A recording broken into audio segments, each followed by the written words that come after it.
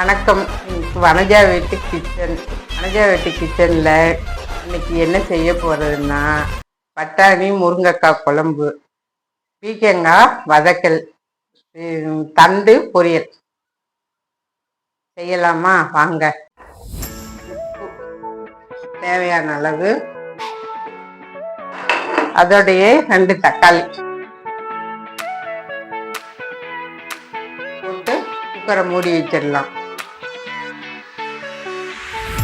இப்போ பட்டாணியும் முருங்கைக்காயும் விசில் வந்துடுச்சுப்பா. அது தேங்காய் கொஞ்சம் அரைச்சி போட்டுக்கலாம். தேங்காய் அரைச்சிக்கலாம்.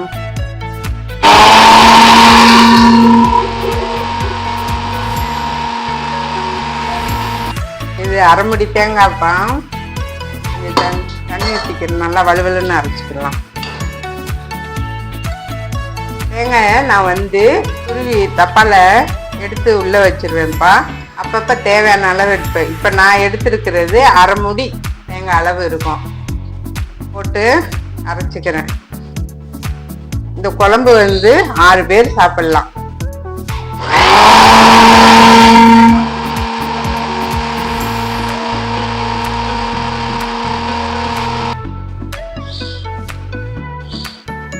தேங்காய் நல்லா அரைச்சிட்டு வச்சுக்கலாமா? விசில் போயிடுச்சுட்டோம். ஆஃப் பண்ணிடலாமா? ஓப்பன் பண்ணிடலாமா?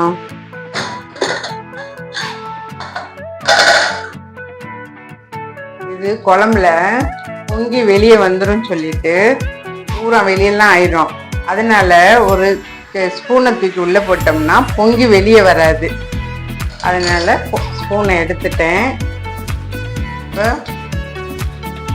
பட்டாணி நல்லா வெந்துடுச்சு பாருங்க. தேங்காயை ஊற்றிக்கலாம்.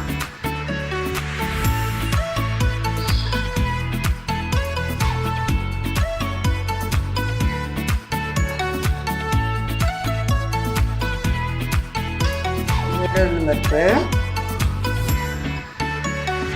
கடுகு வெடிச்சிருச்சு. கொஞ்சம் சோம்பு, கொஞ்சம் கருவேப்பிலை போட்டு, சின்ன வெங்காயம் ஒரு 4 வெங்காயம், 3 பூண்டு பொடிசாக வெட்டி போட்டுக்கணும். தாள்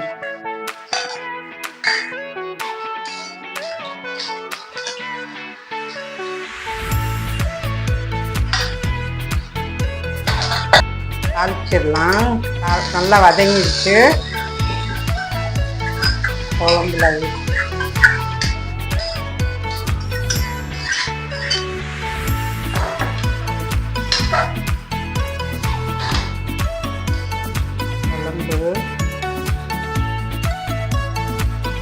குழம்பு ரெடி ஆயிடுச்சுப்பா. குழம்பு கம்மன்னு ரெடி ஆயிடுச்சுப்பா. சாப்பிட்டு பார்க்கலாம். வாங்க, குழம்பு கிண்ணத்தில் ஊற்றி வச்சிடலாம்.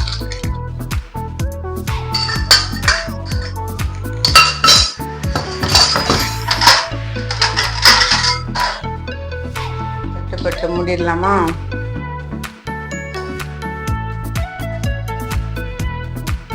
வீடியோ ஆன் பண்ண மறந்துட்டேன்ப்பா.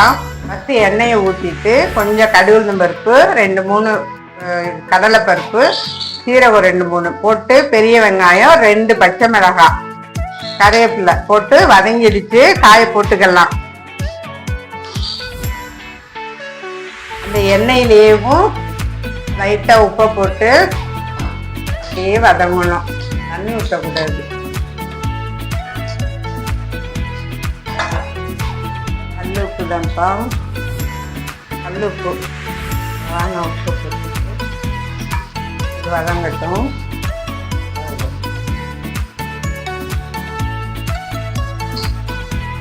ஒரு 2 நிமிஷத்துக்கு ஒரு தடவை செஞ்சு விட்டீங்கன்னா அந்த தண்ணியிலே அது வெந்துடும். காய் ரெடியாகிடுச்சு. கிண்ணத்தில் எடுத்து வச்சுக்கலாம்.